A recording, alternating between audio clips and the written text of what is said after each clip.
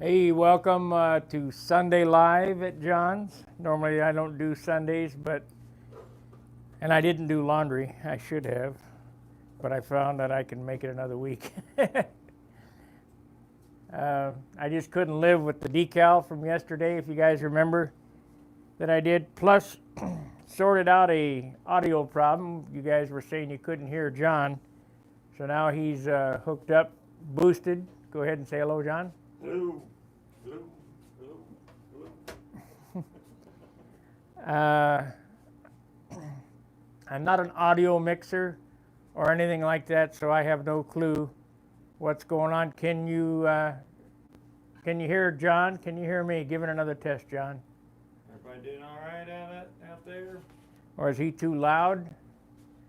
If he's too loud, I can turn him down a little bit. Try to make do with what we got here today.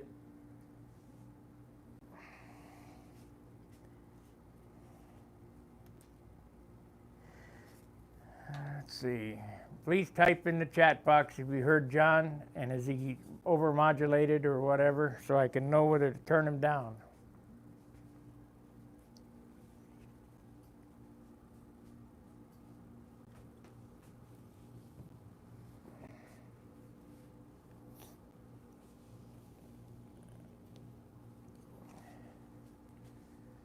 One watcher, no thumbs up.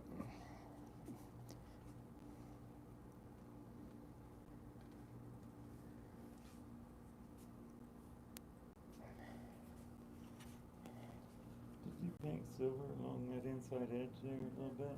I don't know. Why? Well, one side of it had a little spot on it that sort of looked funky, and I think it's where you could see the red in there a little bit too much. And we got two watchers, one thumbs up. Can you guys hear John okay? Or is he too loud? Hello, everybody. Hope I'm not too loud.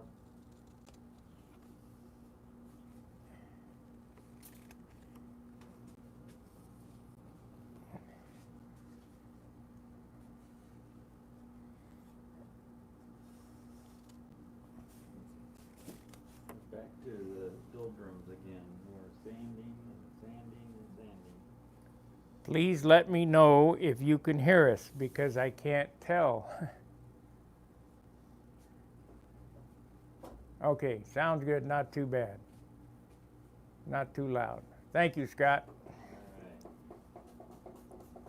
John's set up on a wireless mic with a 10 dB gain because he talks softly, so I didn't know if he was over modulated or what.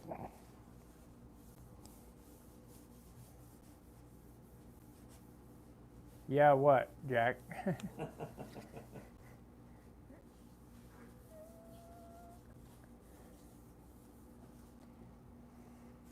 Doing a little dust control here. All right, let's swing that around. What I'm doing right now is just cutting out decals, so that's kind of a repetition, boring thing.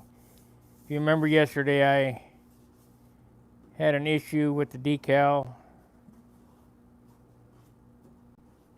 I'm just too much of a perfectionist. It just drove me crazy. I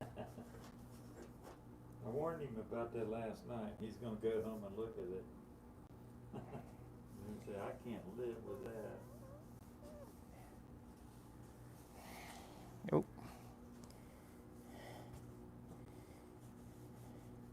I think I've got my live streaming operation set up pretty cool here. You're doing it quicker, it seems like. I'm still looking for that cord trying to from yesterday.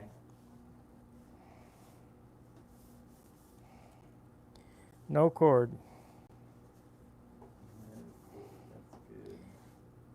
Does make it a lot easier.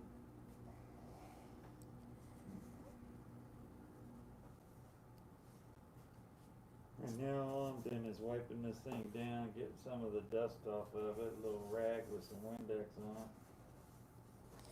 I've been asked by guys in England about Windex. What makes Windex better or whatever? Because that's what I use to wet my tissue with. You don't have to. You know, you can use water. I use Windex. First off, I always have a bottle of Windex at hand, and it's real simple to spritz it with the bottle of Windex. And Windex has alcohol in it, and alcohol dries faster than water. Helps for a little grease removal. I- Fingerprints or whatnot. Definitely helps a little bit for that. I have never had a problem with Windex. However, I did have a problem one time. The guy that lives across the street from me works at Clorox, and he gets me some scent that they put in bleach or whatever. And it smells really nice, and I had a bottle of that, and I mixed it with Windex, and that was not really good. So don't mix Windex with anything else. Somebody asked one time too about the soap in the Windex, and it hasn't been a problem yet. Well, you use windshield washer fluid, don't you? Yeah, it's the same thing as Windex pretty much.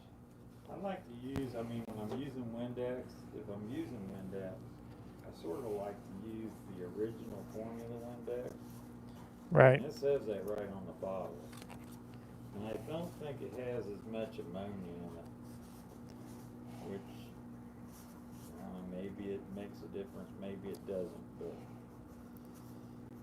it's just my line of thought process that I just like the original stuff. That's what we've used in the past. And I just recently started using Windex. Sparky said it works great, and I sat there and watched him use it and stuff like that. Didn't have any problems. And I'm like, well, let's give it a whirl. So this plane, I used all Windex on it when I put the covering on it, and it worked fine. Doesn't seem to hamper the adhesion problems or anything like that with the tissue paper going down, and shrinks about the same. I really haven't noticed much of anything about it that from plain water seems about the same. Well, I got that cut. And I just dusted all this and I'm sand on it. Ain't that the cat, man?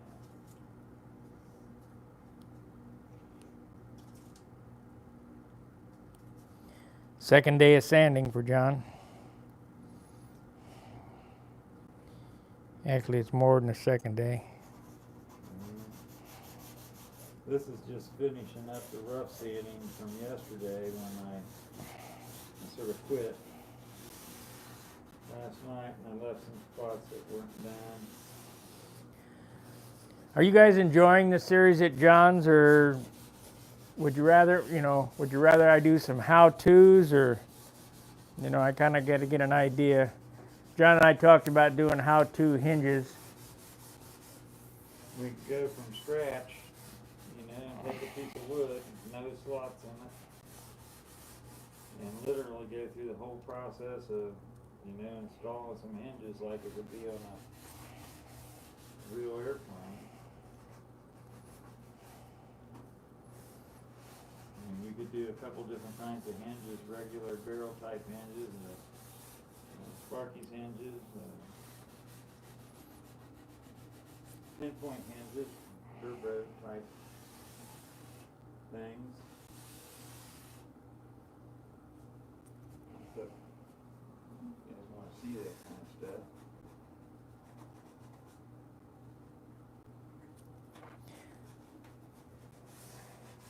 Let's see. Anybody say anything? Got 9 watchers. We're doing great. Hello, Kim from Korea. Kamsahamnida. I can hear you fine.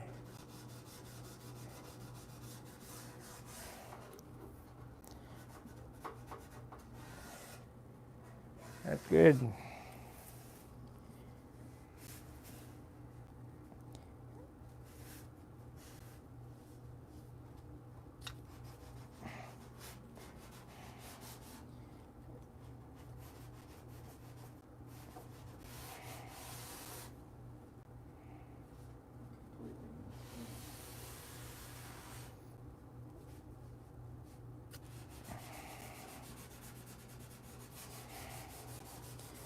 Darn. Yeah. Okay, I got the decals just about cut out.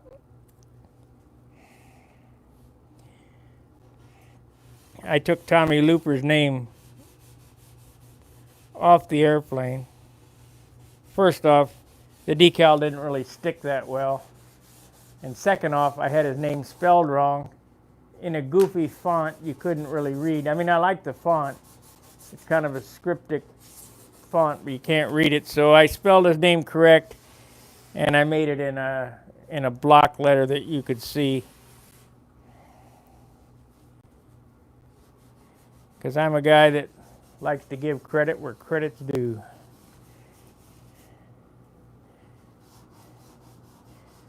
So let's add some decals. I'll show you how I do that again.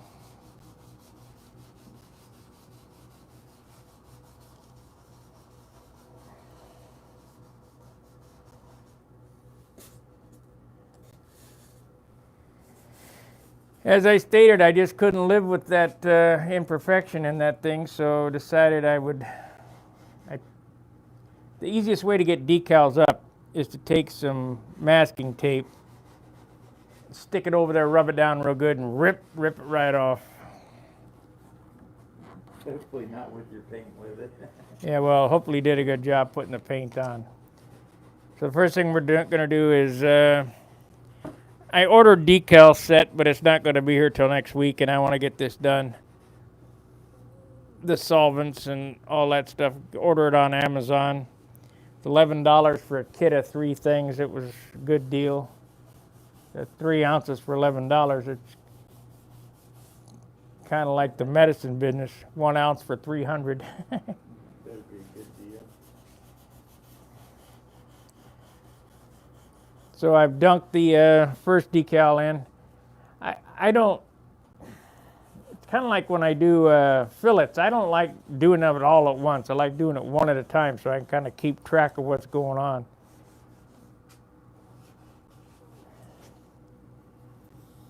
I need to get some clear on this airplane so I can ink it out, but the humidity is still way up and the clear is blushing, no matter how much retarder you put in it. And the more retarder you put in it, the worse it is. The paint becomes rubbery.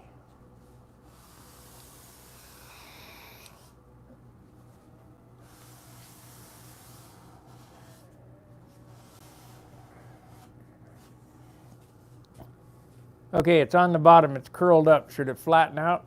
Yeah, it'll flatten out a little bit. You can watch it.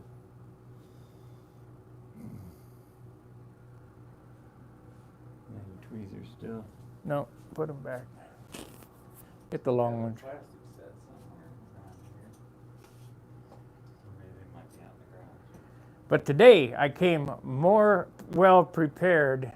Instead of 1 decal, I got 4. So if I screw one up, I can redo it.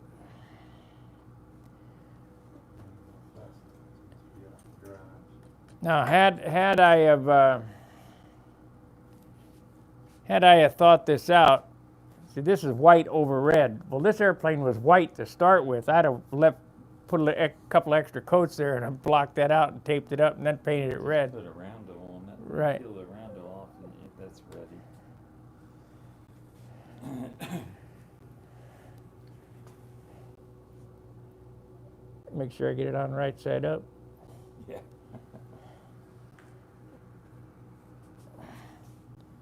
Okay, give her a whirl, Earl.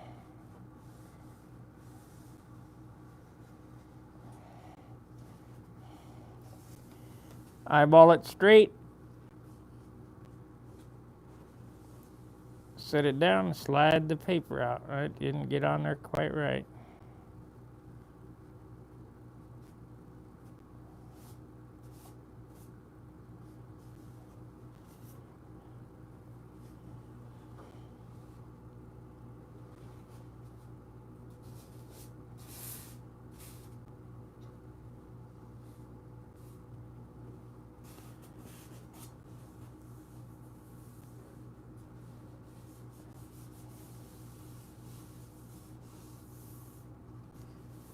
You want to go from the center out to the edges to get the water out of it.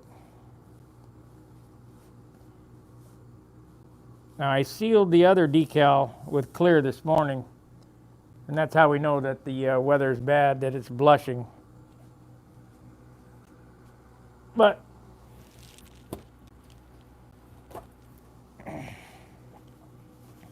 it'll be fine.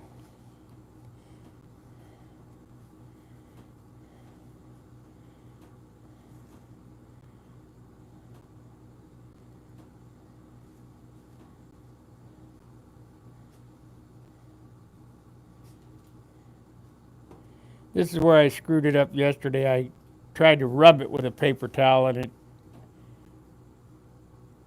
I'm just blotting the water off of it. It had one little white dot in it. I just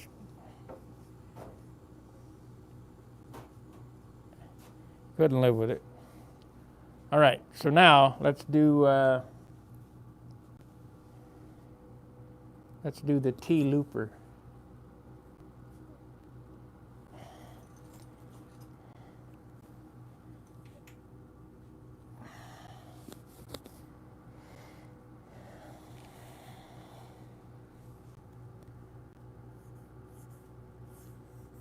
Yeah, that'll go away.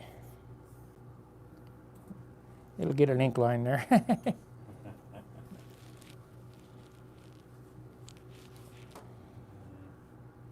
cover-up game every now and then. Yeah.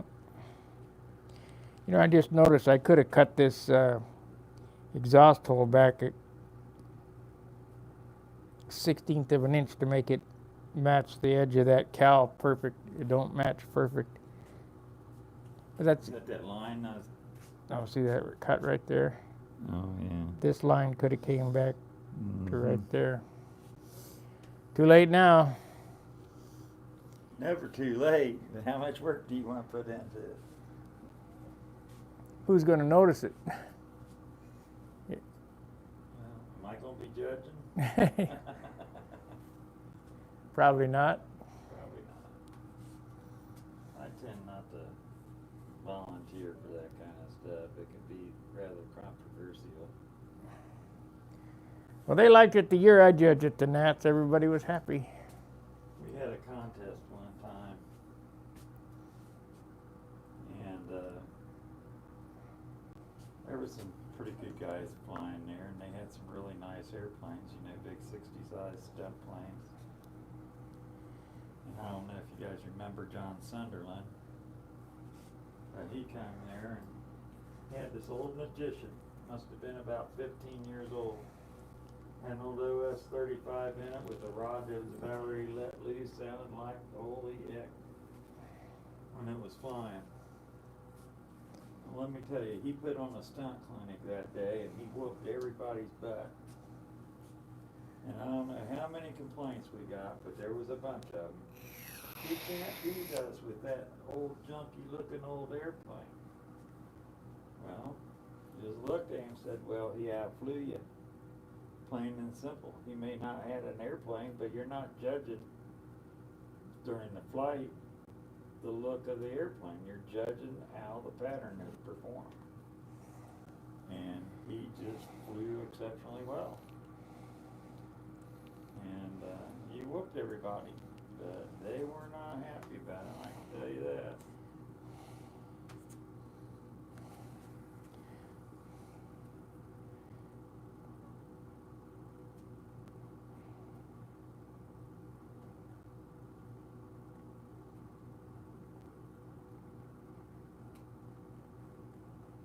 That little airplane did pretty good. Motor performed. I think the next contest he went to, I think the motor let up. Rod went on it.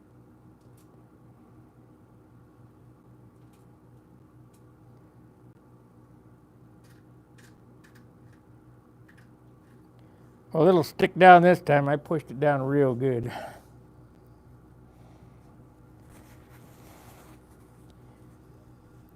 all them bubbles out of it. I think you can rub them too dry too, you know, if you work them too much.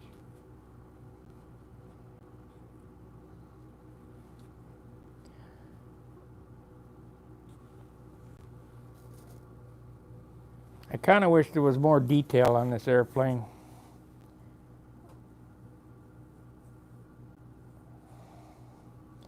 Well,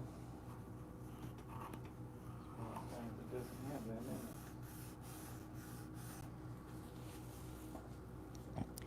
in it. Okay, now we're gonna put the crest on the back. I didn't like the crest. So this side, the first side that I did, really kind of screwed up. So let's get a close up of the crest. See this green paint? $50 a pint.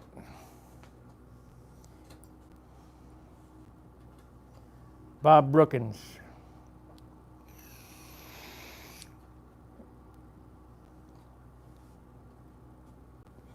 When I get the clear on it, it'll get ink lines on each one of these things, and there's going to be some ink on this.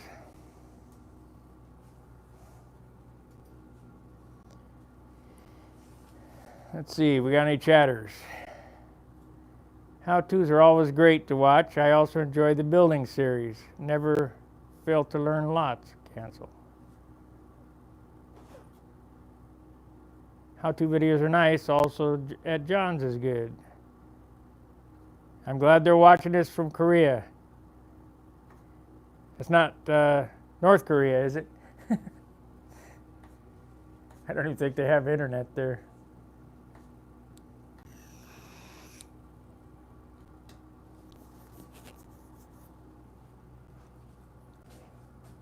Okay, let's see if we got this going.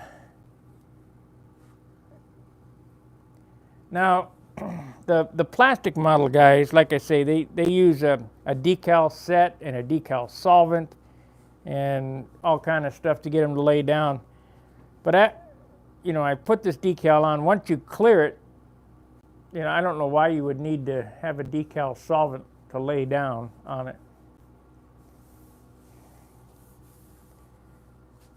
Because it's pretty sealed after you clear it.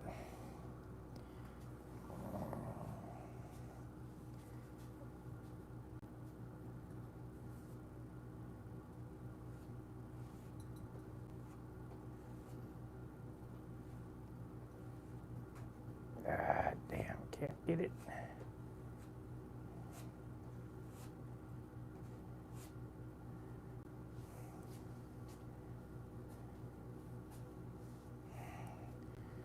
Shoot.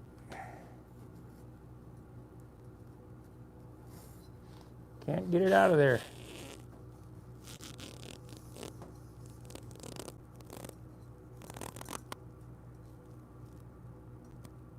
There we go.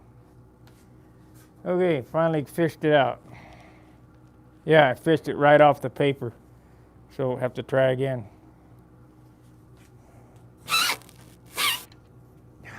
Damn. Shoot.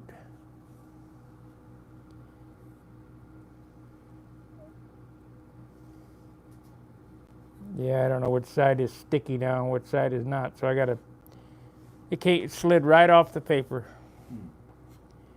Have to cut another one.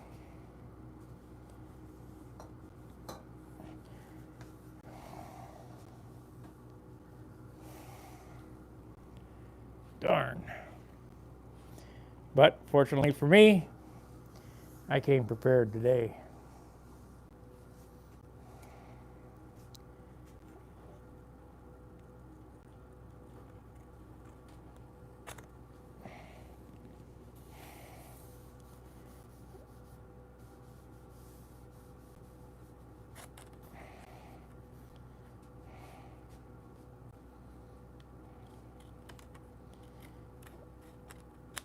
You can talk, John. They can hear you. Yeah, sometimes I get into some of this detail stuff and I tend to go quiet.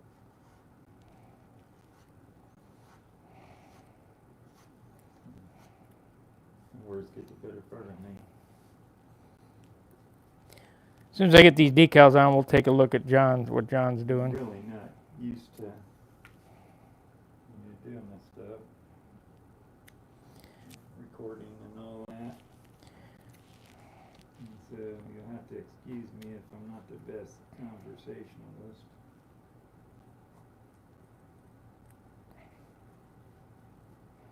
Especially when I get into detail work, because sometimes I tend to hold my breath and I don't want to mess it up. And a lot of times in doing this stuff, you're real close to the point of getting it where you don't want it. And that's the last thing you want to do, because taking spot putty or something like this and you're trying to sand it off of a silk span is not a fun thing.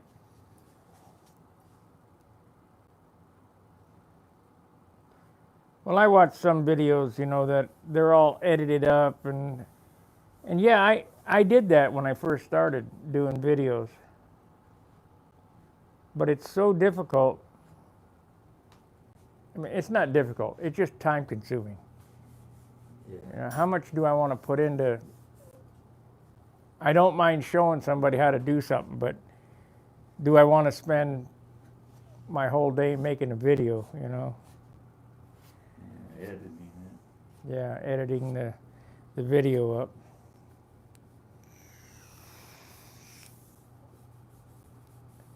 See, what John's doing here is he's trying to beat my finish.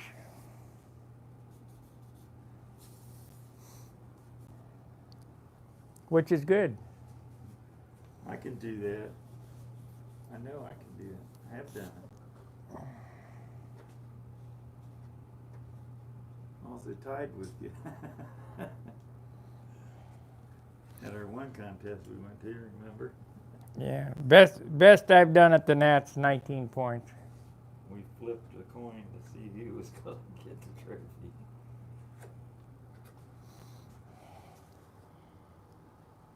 All this little nitpicking, it can go on forever. Okay. You gotta have a win point. When are you gonna quit? We're not going to screw this one up. I'm going to hold it down with the scalpel and get the tweezers under it. There we go. It didn't like what I did before. So now I need to eyeball where it's at here. It's about right here.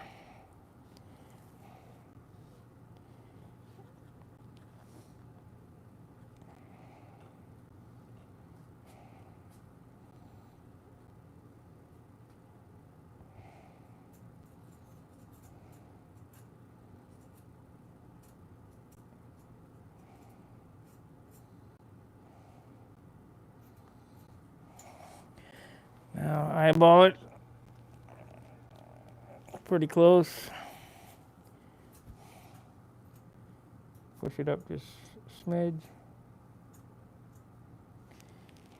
Take the decal paper. Moved it. I don't do decals that much. Some guys are really good at it. Most everything I do is paint.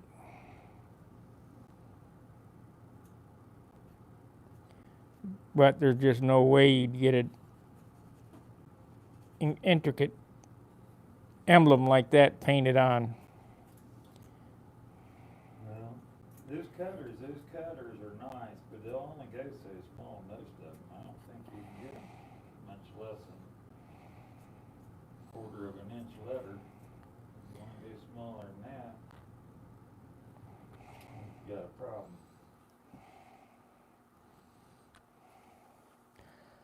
Tanks Hanger. That's the only guy that I ever saw do it. They might be laser cut. They are. Might be able to go smaller with a laser cutter. But Yeah, it looks like that's going to be where it lives right there.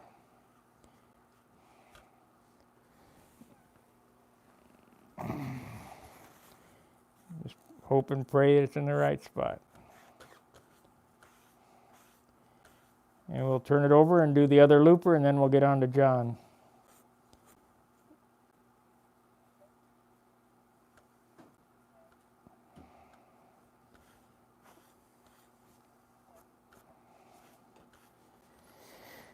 Okay.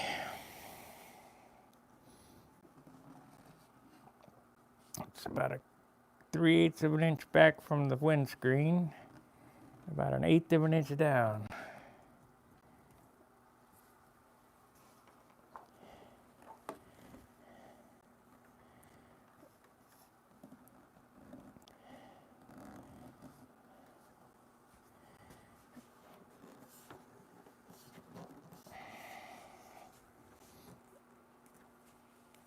Come on.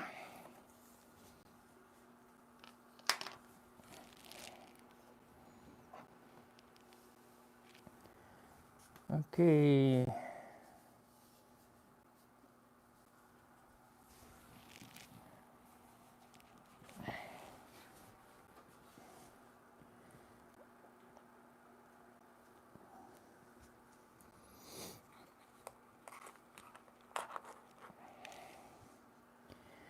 Yeah, I'm gonna have to move this. I can't have it that close. You're gonna go over and watch John for a while. Let me tell you, I'm just doing some tedious stuff. I did my sand out here, my initial sand out, and I got some glaringly or bad spots. Well, I call them bad spots. A lot of people might just leave them. But I'll take a little green acro putty. We'll fix them up. That's sort of what I'm doing. Really don't want to put on any more than you got to, and I tend to put it on a little heavy. But you want to allow for a little bit of shrinkage. So right on the spot where the bad spot is, I leave it a little thick, and I try to scrape the remaining stuff off. Right here on these wheel pants, they're made out of 3 pieces of wood and then sanded to shape, and all these glue lines, you end up with a little spot normally, and just doesn't feather out right with the glue's harder than the wood, and you tend to sand away the wood, or maybe there was a little pocket where you didn't have your wood cut quite right, and it shows up in the end. But 99% of this stuff will get sanded off of here. There won't hardly be any of it left. All it'll be is in the little teeny spot that it was fixing. 70 ounces. Yep, this stuff is heavy, heavy, heavy. And so, if you sand good to begin with, and that's where all the sanding comes in, you know, from your base wood all the way on out. It all shows up right now.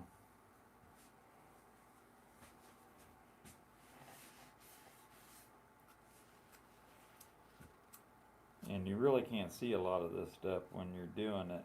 When you're in bare wood, I mean, it looks fine, it feels fine. Then you get dope on it, and dope swells the wood. And a little bump appears.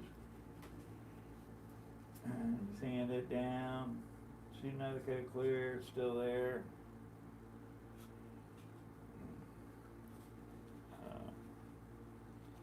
You just keep sort of battling it back and forth. The best thing to do is get it out with the sanding first, before having to add this heavy stuff to it. And I can tell you right now,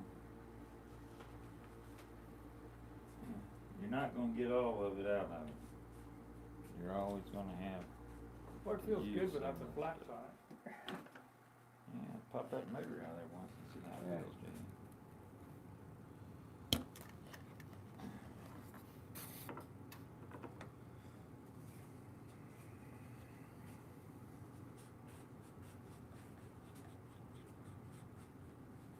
Yeah, they're close to the same height.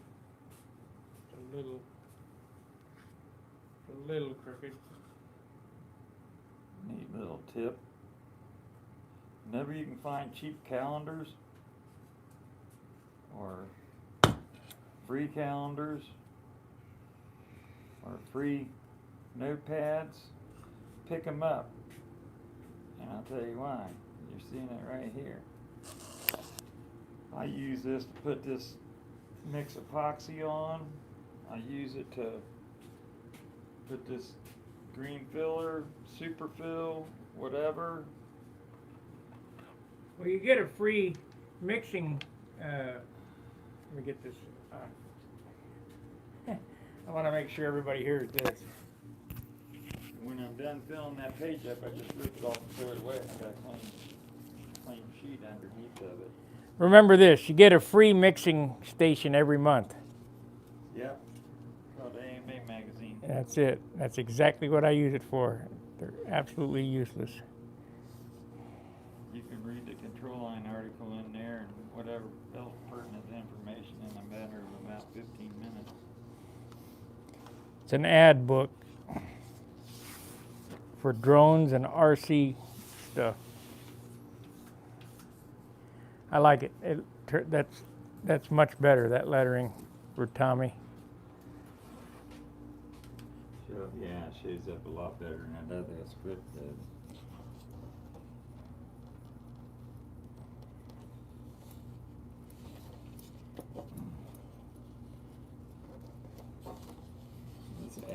This green acrylic. Have you ever seen it? It's 1 pound per tube. Acrylic green glazing. 05096. Great stuff. Beats the gray stuff all to heck in a handbasket. Covers with paint good. Made by 3M. Comes in a pretty big tube. Put it on a scale for him. Well, this is probably a lead 2 or 10 or something. Where's the scale going? And it's not full, this tube here. It's probably got about not quite a quarter of it gone.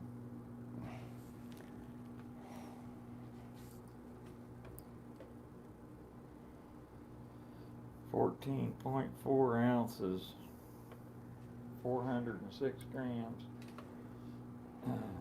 And it don't evaporate. Whatever you put on stays on. No, So it stays on. It doesn't have a lot of thinners and stuff in it. It sands nice. Feathers out nice. dries fast. Dries pretty fast, yeah.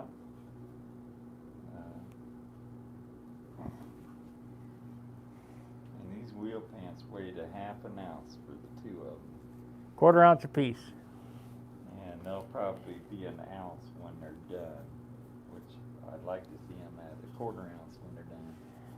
They won't be an ounce. They'll be Maybe half- a ½ ounce. ½ to 3/4. But the paint is what gets you. You can't get away from it. It But do- let me tell you, you can sit here and run around with these little spots forever. And you can put a 1.5 of this stuff on your airplane. You're gonna pay for it. You'll have a wall banger. And something comes down, it drops 5 foot in that square turn. You gotta start your turn halfway down the leg. Okay. I'll tell you what you see here, probably I'm not gonna get any more of this green stuff on here unless one of these little spots might take a little bit more, but you run around this airplane or any airplane that you're finishing on and use your fingers. That's your best indicator that you have that something's out of whack. They'll tattletale on you every time. Running around, you feel a little spot, address it. See if you can sand it out first. If you can't sand it out first, don't use any filler unless you absolutely have to. Whatever means it takes to get it out of there. I've gone around this airplane when it was all in bare wood, and nobody's seen this, or we don't talk about it a lot. But I've got some little insulin syringes. I'm a diabetic, so I get them, not free. I got to pay for them, but I have them around all the time. And I get me a little syringe and I fill it up with water, and I'll take a little dip and soak it with water and let it sit there for a little bit, and then I'll take my iron, my monocoat iron, and sit right down on there, and it'll steam that that dent right out of it. And it'll steam out some pretty big, deep dents too. You might have to do it a couple times, but it'll bring them out, and it might even make them a little bit proud. And then you'll have to sand them back down, just like any wood when you put something wet on it that raises the grain. Well, that steam gets in there and it really puffs it up. But it works real good for taking out dents and dings when you're at the bare wood stage, and even sometimes up through this stage. And I've even done it on fully finished models. Leaves a little pinhole in it, but you squirt it in there right through the paint into that wood and let it sit there and let it soak out and spread out a little bit, and then hit it with that iron. Real light, you might want to put a piece of t-shirt or something over it, and so your iron doesn't melt your paint too much, and then steam that on it and it'll come right out. Might help for those after the first year hanger rash dings and all that stuff, but if you're careful with it, it'll fix that stuff right out. See, there's a little spot right there that I missed. Can't have that. I can't have that. Because I'll tell Jim, what are we going to do about that, Jim? Yeah, he'll point it out to Jim Lynch when he's judging. For you guys who don't know who I'm talking about, there's a fella down here, he's from Tennessee, flies with Charlie Reeves. And Charlie Reeves is one of the old-time guys, and he builds old-timers. He builds, what do they call that? Super zilch? Super zilch, yeah. And his finishes are immaculate. And Jim Lynch is one of the judges that judges me. He's a great, big, huge guy. You'd think, God, this guy's going to crush my airplane. I think he's about 350 pounds, got big hands. He's just a big man. Super nice guy, super gentle with airplanes, but you got to see his finishes. They are immaculate, and he knows exactly where to look for the boogers. Yes, he does. And he'll call you on it too. He's not afraid to call you on it, but it's well worth it. And just to sit down and talk to him is a treat. He's as funny as all get out. He's just a great person. In 2006, when I flew my S6B Supermarine, he only gave me 16 points, and it was beautiful on top. On top. Yeah. I was trying to cheat, to make it light, because it was a 56-ounce airplane with a PA-65 in it. It weighed, 56 ounces. And he gave me 16 points, and I got kind of perturbed. I said, what the heck's going on? Look at this and look at that thing. I was right next to Bob Whiteley's Avenger, whatever that thing is, and his Avenger had the fillets pulling up and all. It just, nowhere near what my airplane looked like. So I hunted him down at the motel, and I'm a small guy, and he's a huge guy, and I came at him like, what are you doing? He said, well, let me tell you. And he said, does the top look the same as the bottom? I said, well, I skimped a little bit on the clear, and they said, well, that's why you got what you got. And from that day, you ask him, from that day on, the bottom of my airplanes are finished at exactly the same as the top, and I get rewarded. I'm usually 18, 19 points at the Nats. Yeah, that's an ongoing joke with us right now is Jim.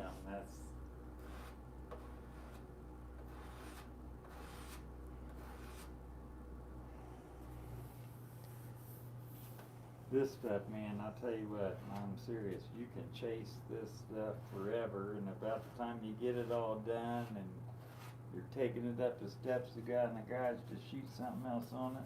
Get a dent. Dang, right there in the door jamb or something.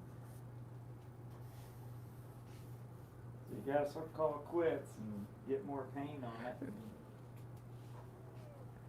be very careful with them. I think that's all I'm gonna do with that stuff. I'll get that sanded off and then do my final sand out. Like I said, get these notepads and stuff. This came from Metal Supermarkets. It was a free notepad. You walk in and talk to them. I got a little piece of metal from them. Make you a mess on a piece of paper. You got a clean worksheet, clean mixing pad. Or you can use the Model Aviation magazine like I do. They have slick pages. Yeah, I take those out. I take the pages out, take about 10 pages out, and I cut them into fours. And they're great for mixing epoxy on, because normally you need a little piece, you know, paper. And in fours, they give you about the right size piece, you know, and mix your epoxy on there, and you can set it aside and use it to test when it's drying, and then when you're done, just pitch it in the trash and on to the next thing.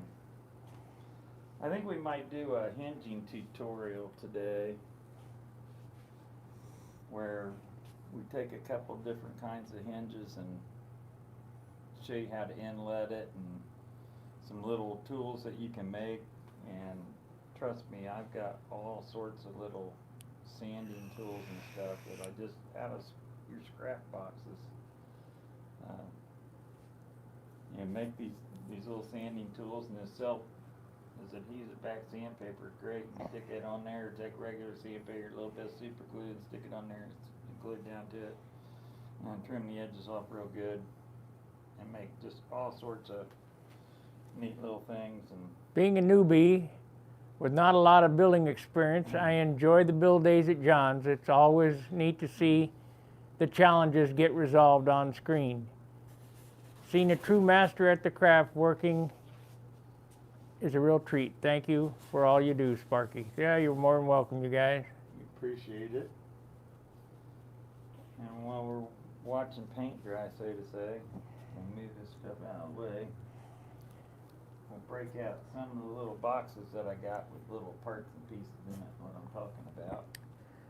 Well, what's made this video series a little better is that I can operate the camera while John does the work. Normally, I do these by myself. I have to get out the material. I have to narrate the operation. I have to operate the camera, edit the video.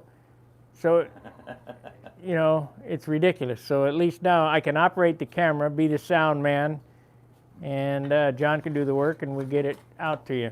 So here he's showing you a bunch of stuff that he's made up.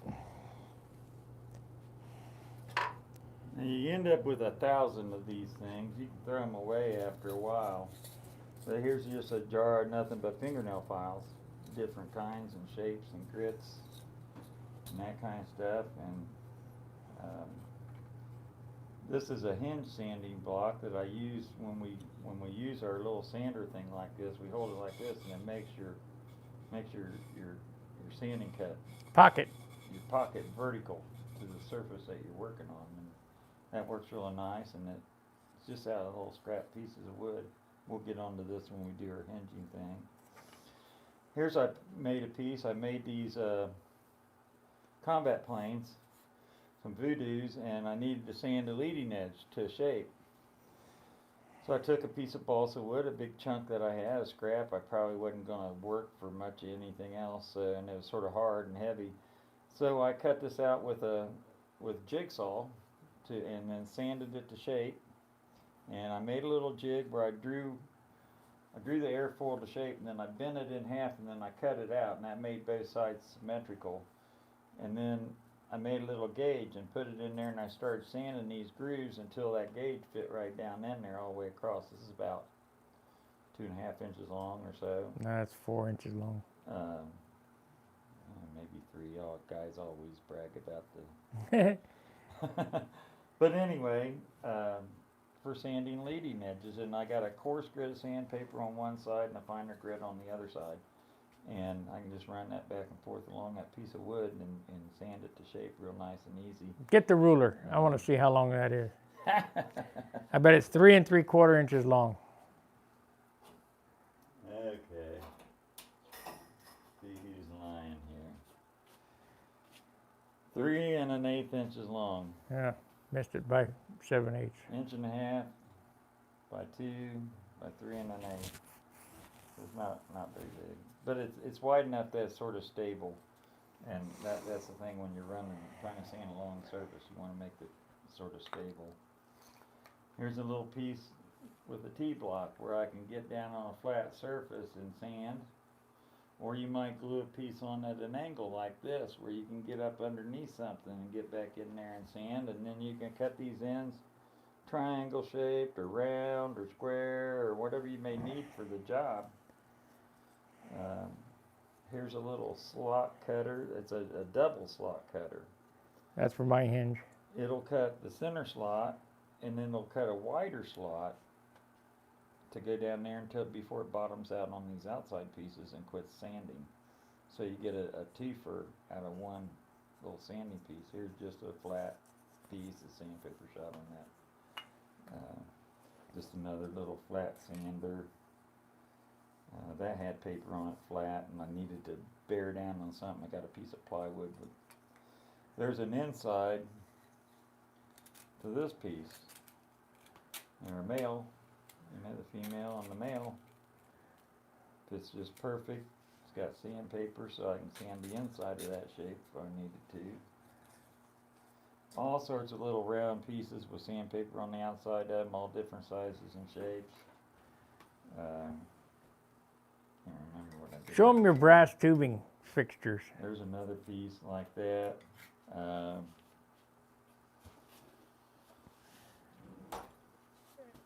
Here's some advice that if you can, you need to make some of these up. I only have two sizes at the moment. But I took a piece of brass tubing. I think one of these was 3/8. Well, these are the same size. I think we lost. Let me see your. I had a bigger one. Let me see your pack there, the microphone pack. I think we lost battery on this. I'm not getting any reception. Can you guys hear John? Okay. Come off there.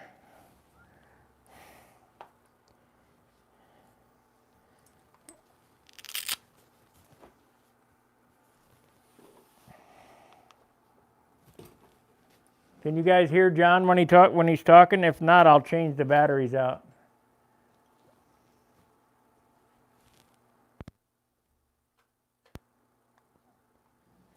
Well, it looks like it's on still. Hello? Anybody up there? Okay, can you hear John? Hello, everybody. See where TX? Oh, we're losing battery. That's what it is. Okay. All right. I'm going to change out the batteries on John's rig here, so you can hear him.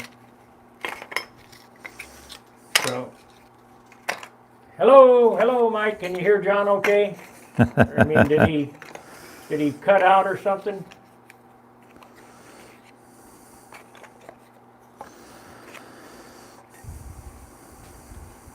Sanding block. Okay, I don't know what that was about.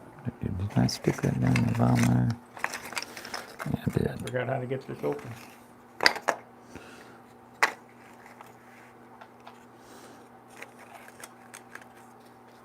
I know it comes open. There it is.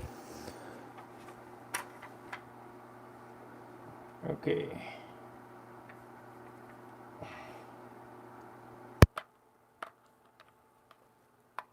That ain't going done, did it?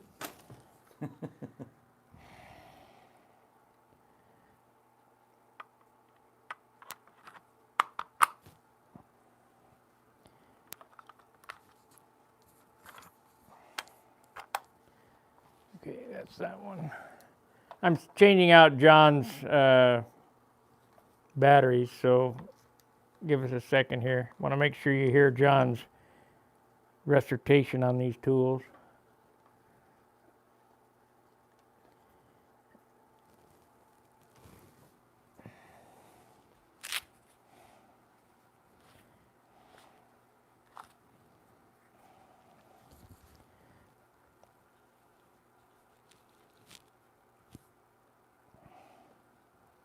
Come on. Oh, there it is. There it is.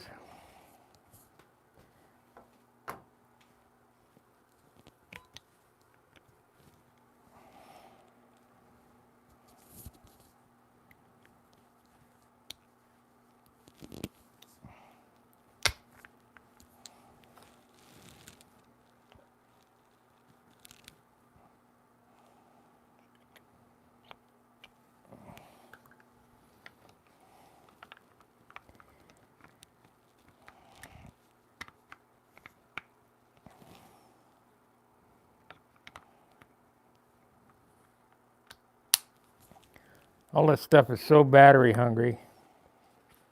That's the problem with modern technology. Everything's got to have batteries in it.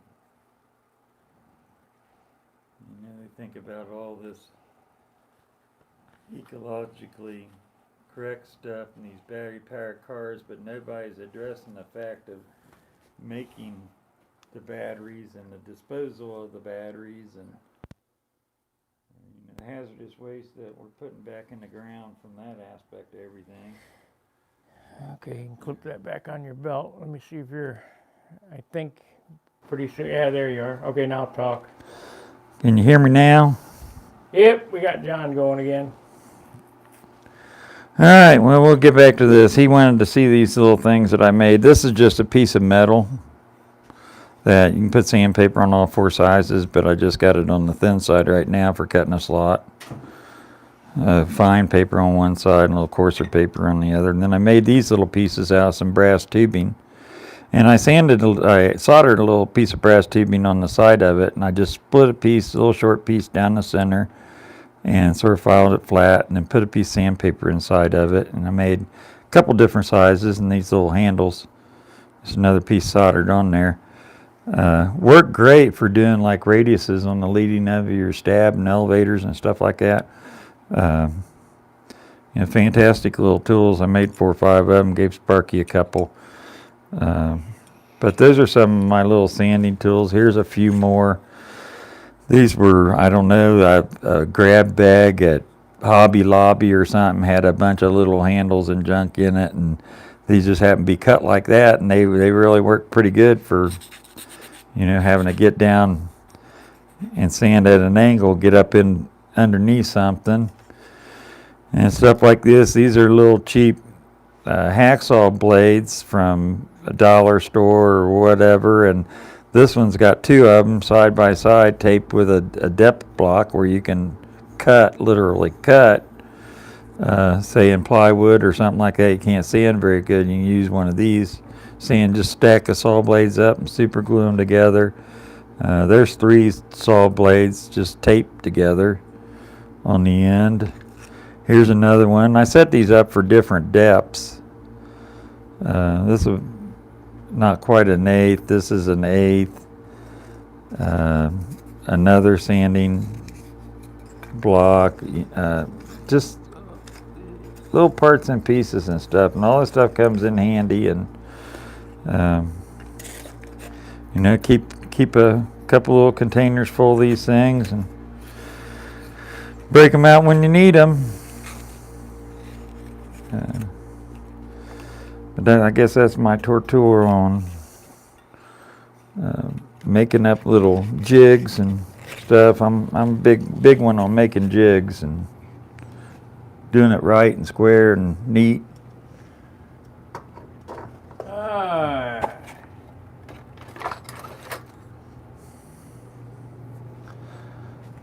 Okay, anybody learn anything on that?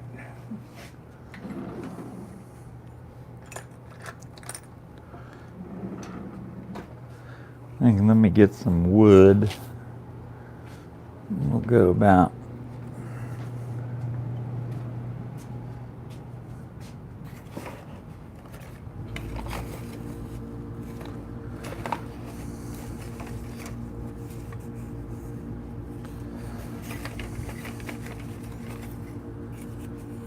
Go ahead and talk them over there, John. Let's see if you're still going.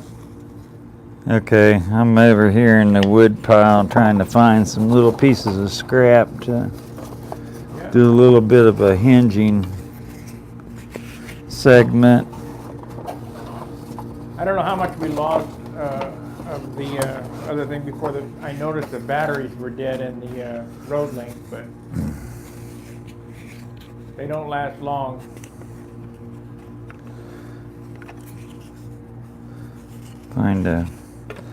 Dig around and find some 1/4 inch or some 3/8 or 1/2 inch stock to scrap wood. We can do these hinges in.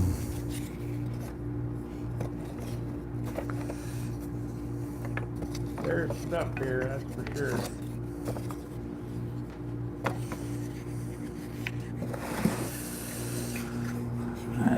That's plenty.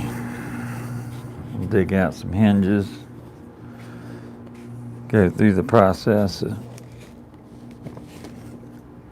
John is going to show you how to hinge. Must acquire all the materials, the stuff it takes to do it, so be a little bit, a few minutes.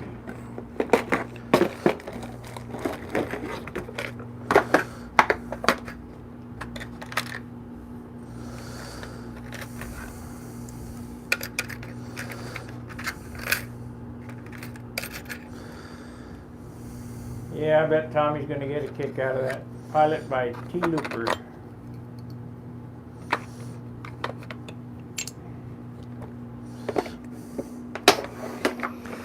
Yeah, he'll like that a lot.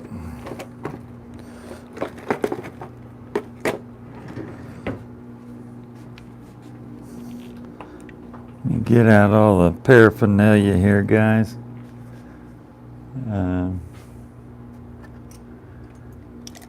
Show you a few things we were talking about the other day.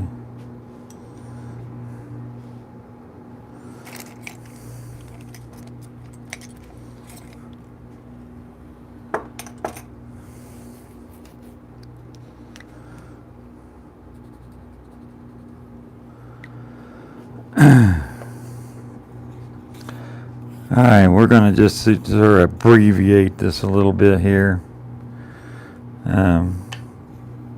I don't know who makes these little things. Durbro, I guess. Durbro. You need something? Lunch? Okay, can you give us half an hour? Whatever you want. Okay, we're sort of live right now, so. Doing some hinging. Let me know. Okay. But these things come with little pieces that snap on here, and it's a centering piece.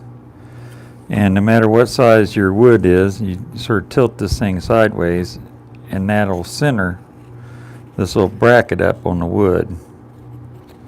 Doesn't catch by a lot, so you want to do this sort of when they're square before you rounded them off. Then, like, this is a series of 3 different size holes if you're using the round hinge pin type of hinges. Which I don't like because you got to get them in exactly perfect. These little round hinges, and they must hang 90 degrees, all of them, and they can get twisted, and that creates a bind is when they get twisted. But you know that's probably a middle size hole for that little one, and the larger ones use a bigger hole. And then there's 2 different slot kinds. I don't know if you can see that very well or not. It's got a slot. You got a wide one. This is narrow. This is a wide one. See them side by side. There's a pretty big difference. Depending on how wide your hinge is and how wide a slot you want to put in there. So right now I got this set up for the smaller one, so we'll use that. First I like to take a piece of wood and sort of get a center on it. I don't trust these things to be exactly right, so just to check them, you can also sort of tilt this thing on there and it'll move it a little bit. So just out of a reference, you know, get you a pretty accurate center line. And this is going to be a tattletale for you.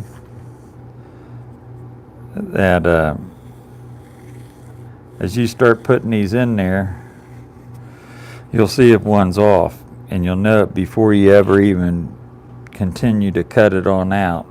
When you first start, make your correction as soon as you can. If they're not perfectly on the line, they will bind. Yeah, every one of them should be right on that line. So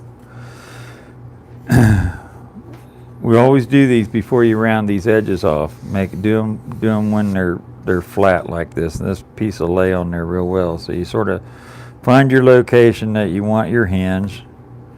So I want a hinge right here. And I got my spot marked. I put it on my airplane, and I've got all the hinges laid out on all the moving surfaces.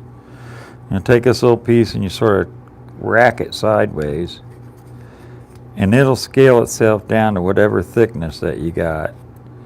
And then center this on the holes that you want. You'll take this little tool, and you want to make sure you go straight in the wood, not up or down. Go straight in the wood, and you'll stick that in there. And you'll start rocking it back and forth. Rock it back and forth, rock it back and forth, rock it back and forth. Pull it out of there, take this off. You got the hinge is almost done now. Now they make a little tool that comes with this kit. Pick set. It's a pick. It goes down in there and picks that up. But I use these.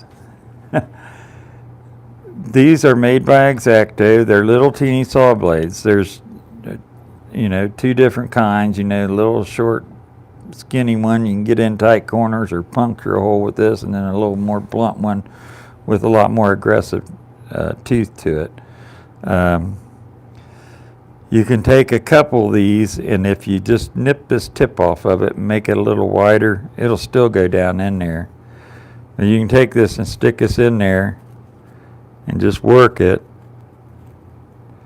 And what that does is, since these are V-shaped, Turn this way, John. They can see. Oh, this way. So we can get.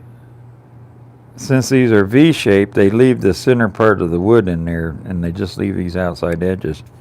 So you come in here with a little saw blade or something and stick it in there, and you're just raking it sideways, and you're pulling that dead wood out of that hinge slot.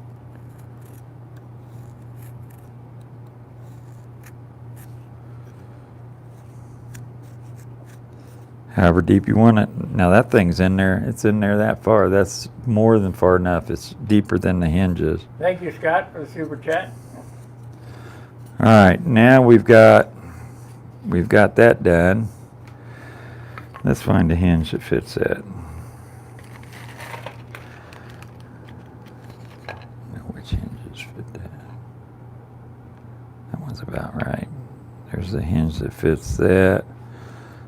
Find a sanding block. That's about the right size sanding block. So here's what we'll do with this. We'll take this piece and sort of set it on here. And we'll look at this like this and get this centered on your lines where you want your hinge at. Then you just take this piece, hold it, and start sanding. And when it quits sanding, you're at your depth. That's what broke off there, but that's no big deal. Quit sanding. Hear it? Quit sanding. There, you got a perfect cutout in there. That fits them barrels of that hinge just right on the money. So when you stick this hinge in there, that'll go in there where them barrels are flush with this edge of the wood. You won't have to do anything to the non-moving surface, the fixed wing or whatever. Get a full hinge here. Stick this down in there. And I always fold my hinges over. When I glue my hinges in, this is how I glue my hinges in.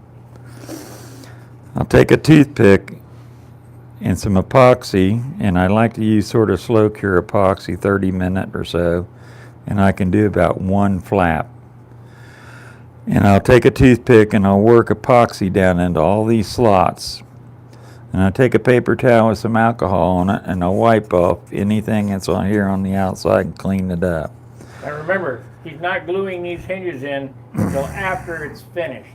painted. Yeah, this is all finished.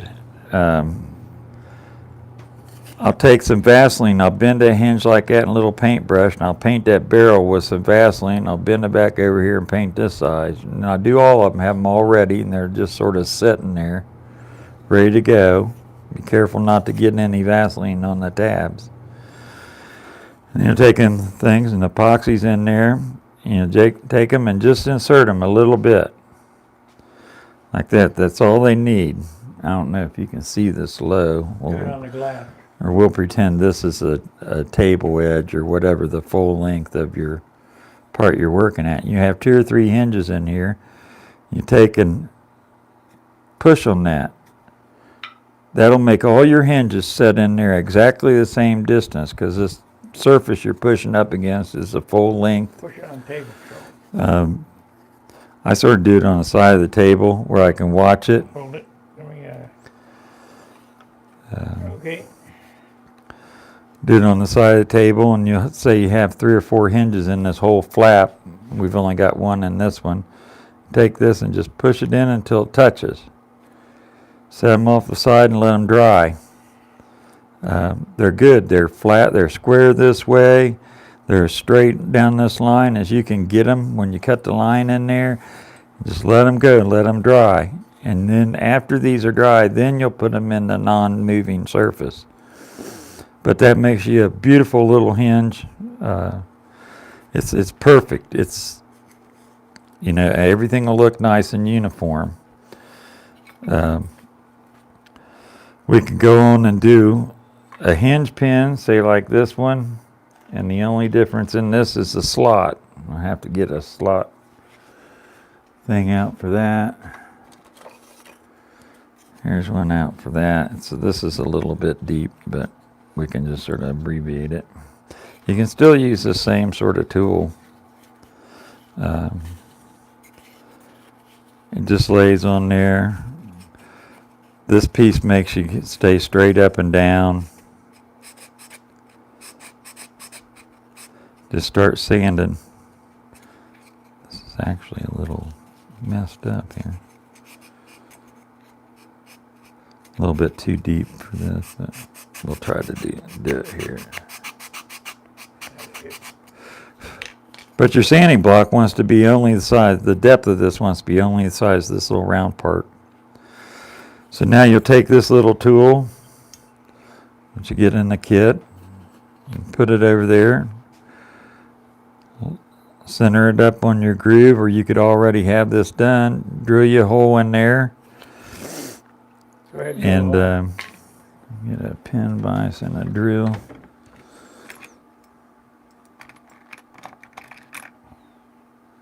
I think the drill bit would work. Yeah, Soft wood, isn't it? not really.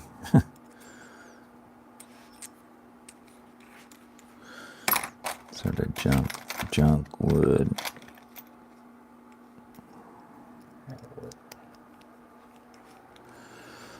Okay, I got a pin vise out. I think that'll fit in that hole, yeah. Where we at?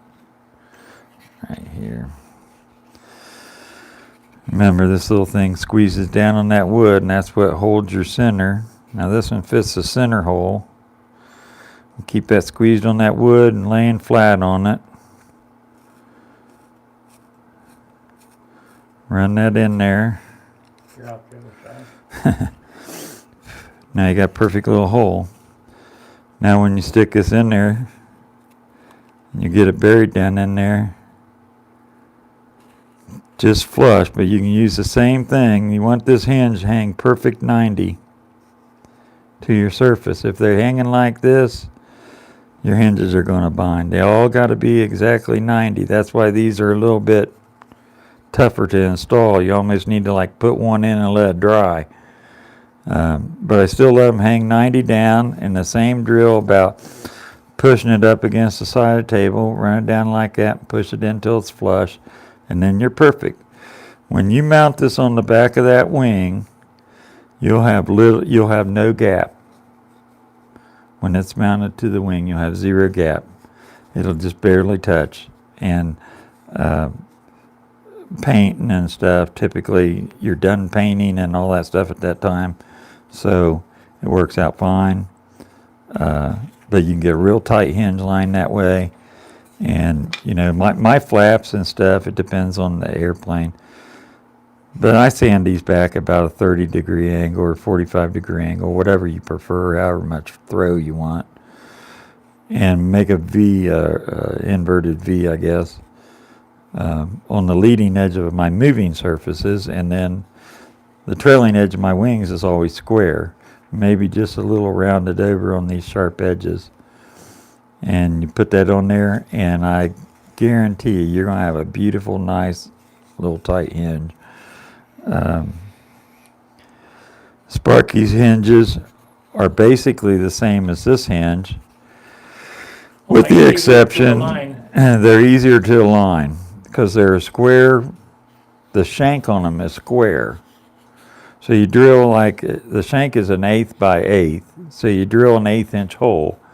And then the shank acts like a brooch, and we'll broach that round hole into a square hole and lock it in. So when you put them in there, you want to make sure that they're 90 degrees to your surface when you push them in there, and you can sort of tweak them a little bit. But the only difference really is this groove's got to be cut half the depth of whatever the thickness of your surface is. So that'll be the hinge, the pin location. Then the slot this way is only half of the hinge size. So we have So a 3/8 flap. The slot, the first slot you have to cut in is 3/8 of an inch. it's 3/8 deep, And then the second, where the pin goes, is 3/16. half this distance, right where the pin is. That's all the farther that goes in that way, the hinge pin. So what I do is I take these, and I got a little saw blade that I got from Harbor Freight that's got a little arbor on it, and comes with 4 or 5 different little saw blades, and I set up a backstop and adjust it to only slit however deep this is. And then you can push that in on that little saw blade and move it back and forth and pull it out, and it'll cut a perfect little slot in there, only the depth that you want it. Sparky does it a little bit different. He sort of makes these in pieces and then sets it in there and then glues these other pieces on top. It's the same thing. That's how he designed it, and he's comfortable doing it. I tried a different way. I like the different way. I don't like my hinges in there when You I'm... just want to be different. Well, I guess. I don't like my hinges in there when I'm painting. And it provides me a little slot to stick these onto a stand or something and paint them. And then I can pull them off, and all I got is 2 little slots here about a 1/2 inch long that I stick a little thin piece of wood in there and super glue, and it's hidden in there, and all I got to do is touch it a little bit, some paint, and you're good to go. Nobody ever noticed it. But that's sort of my tutorial on hinging. I only use epoxy to glue my hinges in. I don't use hinge glue. I don't use Campy glue. I don't use white glue. I don't use Elmer's glue or Titebond. All I ever use is epoxy. And here's another little prep thing I do too on these hinges, which, well, we covered the other day about cutting this pin off and making your own pin. I'd like to add, on my hinges, you can use white glue to glue them in because it is wood to wood. Right. I still use epoxy on them, but that's me. That's my personal preference. Well, I do too because I always epoxy the I've line. never pinned a hinge. I've never had one come out.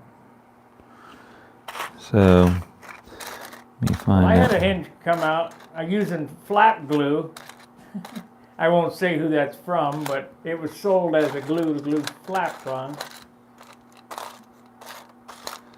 That's how I lost number 2 Thunderbolt. Top of the hourglass, the flap flew off. It did a barrel roll and hit 10 feet in front of me. We'll just do this in real life since I can't find the one already done.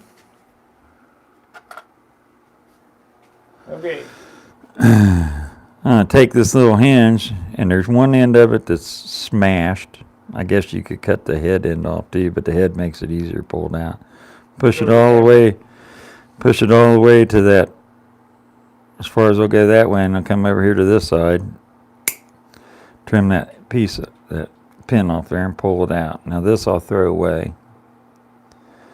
Then I'll get a piece of music wire. Sorry about that, guys. Should have had this set up better. No, we didn't plan on doing this. This was an impromptu video. We've been on almost an hour and a half. Little piece of music wire. I'll bend this the width of the hinge. And I'll take and I'll cut it off about a 1/4 inch long on this little piece. And there's our new hinge pin. And this pin is the next size smaller than the one I took out of there. Now on this, I think I grabbed the wrong piece of wire. I did. This is a thicker piece of wire. Dang. Well, You get the idea anyway. But this is next size smaller than the pin I took out of there.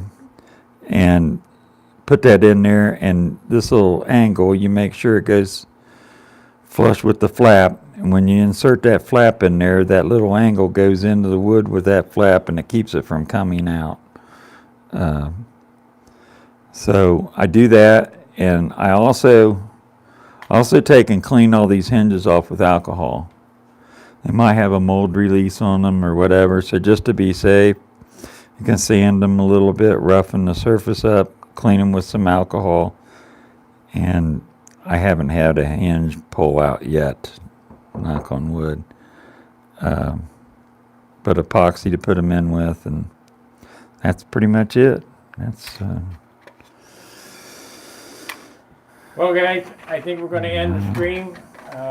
It's lunchtime. I want to thank you for the super chats and thank you for joining us. And we'll see you next week down in the basement. And tomorrow night is the live show with Rusty. You can join or whatever. Just make sure you use your real first and last name to get on Stunt Hanger.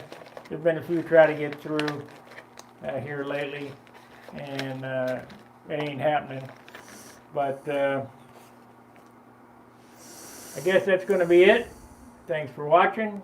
Till I see you again, fair winds, tight lines. See ya.